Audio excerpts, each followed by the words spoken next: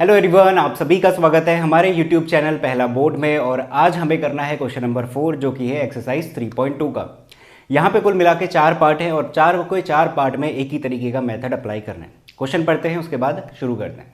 Question क्या कहता है? क्वेश्चन हमसे ये कहता है कि जो भी 4 पार्ट गिवन है पता करो कि ये कंसिस्टेंट है या इनकंसिस्टेंट है, और अगर ये कंसिस्टेंट आते हैं तो इनका सॉल्यूशन ला के दो, वो भी ग्राफिकली देना है।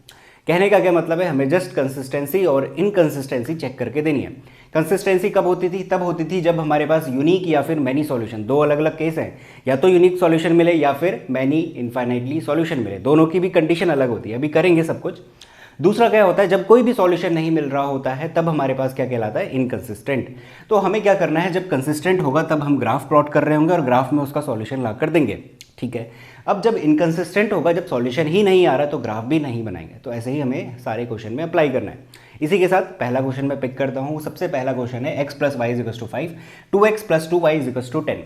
बच्चों को इसमें प्रॉब्लम कहाँ पे आती है? प्रॉब्लम यहाँ पे आती है कि करने का तरीका क्या है, मेथड क्या है, पहला स्टेप करना क्या है इसमें आखिर। सबसे पहले आपको ये करना है कि जो भी आपके पास कंडीशन पड़ी है, कितनी कंडीशन पड़ी है? 3। एक यूनिक के लिए, एक मैनी के लिए और एक नो सॉल्यूशन के लिए। कंडीशंस आपको नीचे नजर आ रही होंगी, तो ये कंडीशंस हम एक एक करके अप्लाई करेंगे। सबसे पहले इसको मैं स्टैंडर्ड फॉर्म में कन्वर्ट कर देता हूँ। तो इस +5 को इधर ले आऊँगा इक्वल्स टू के, तो -5 is equals to 0।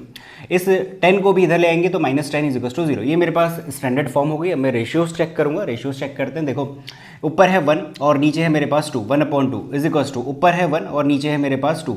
A1/A2, B1/B2 is equals to C1/C2। फिर देखेंगे किस में इक्वल लगाना है, किस में नहीं। तो इसके बाद आखिरी वाले में है -5 और नीचे है -10। कैंसिल आउट हो गया। ये भी कितना दे रहा है मुझे? 1/2।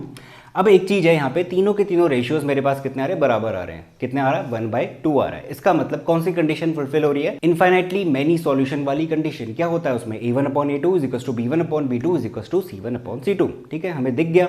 इसका मतलब ये क्या है? कंसिस्टेंट की कैटेगरी का है, क्योंकि कंसिस्टेंट में कौन से होते हैं? यूनिक वाला भी और इनफाइनाइटली मैनी सॉल्यूशन भी। तो हमें कंसिस्टेंसी बतानी, तो मैं यहाँ पे कहूँगा कि ये है एक कंसिस्टेंट पेयर ऑफ इक्वेशन। अब कंसिस्टेंट है, ठीक है, उसने बोला अगर कंसिस्टेंट आएगा तो इसको ग्राफ में सॉल्व करके दिखा देना। बनाते हैं, सिंपल है। ग्राफ आप लोगे, ग्राफ पेपर लेना। ये जो इक्वेशंस है दोनों की दोनों, इनके लिए मैं एक्स और वाई फाइंड करके रख देता हूँ।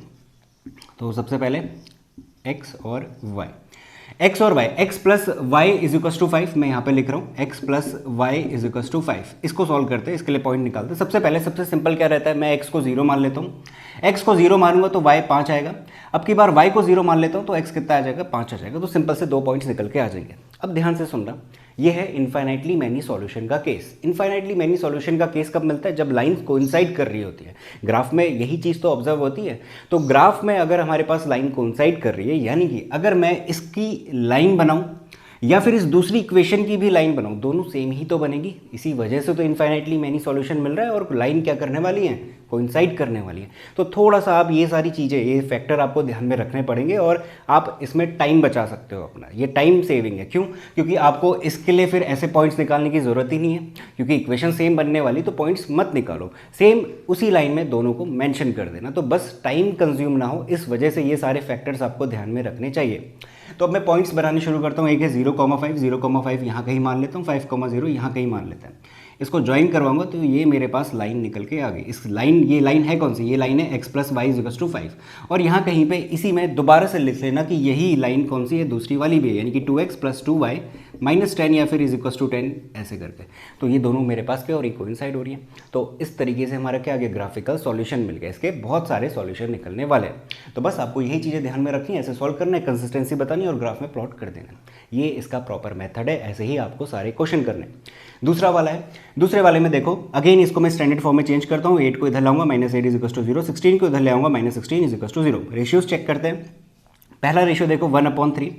दूसरा वाला देखो, दूसरे वाले में है -1 ऊपर है और नीचे भी -1 है। ठीक है, ये दोनों बराबर मिल रहे हैं, बीच में इक्वल्स टू ही लगाएंगे। आखिरी वाला देखते हैं। अभी फिलहाल इक्वल्स टू लगा रहा हूँ। -18 अपॉन कितना है? -16। कैंसिल करूंगा, ये मुझे देगा 1/2। ये तो इक्वल नहीं आ रहा है।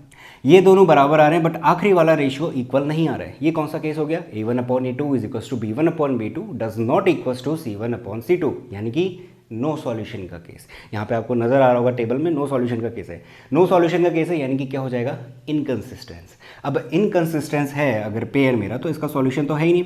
सॉल्यूशन नहीं है तो हम ग्राफ भी ड्रॉ नहीं करेंगे, क्योंकि ग्राफ बनेगा ही नहीं।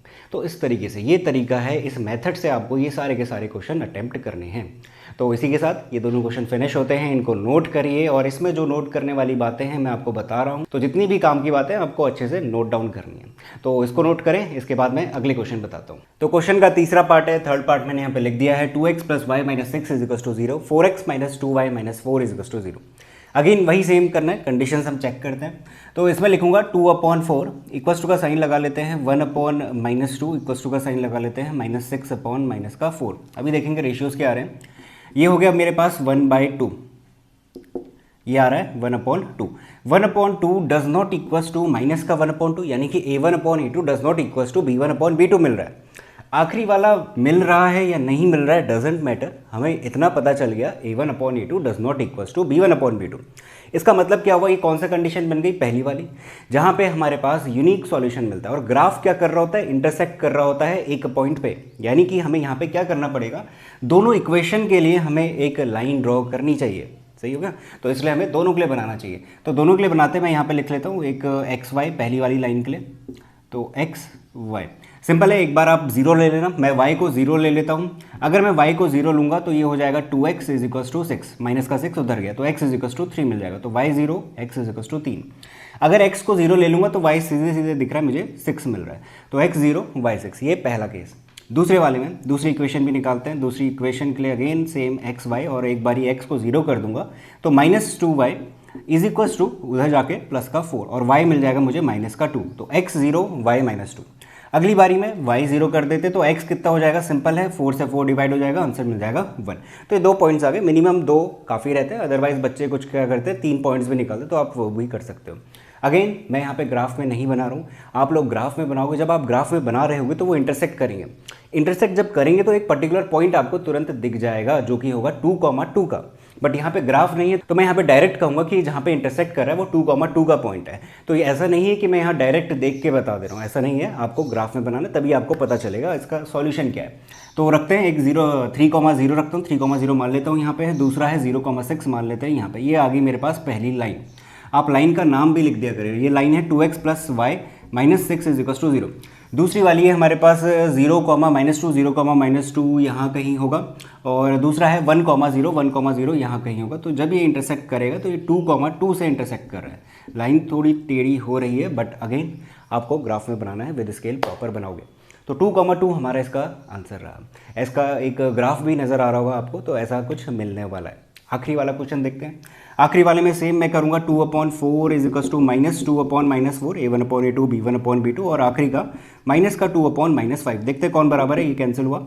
ये 1/2 देगा, ये भी 1/2 देगा, ये अलग सॉल्यूशन ला के देगा, यानी कि इसमें तो = लग रहा है, इसमें = नहीं लगेगा। ये कौन सा केस हो गया, जिसमें नो सॉल्यूशन मिलता है, यानी कि इनकंसिस्टेंट वाला।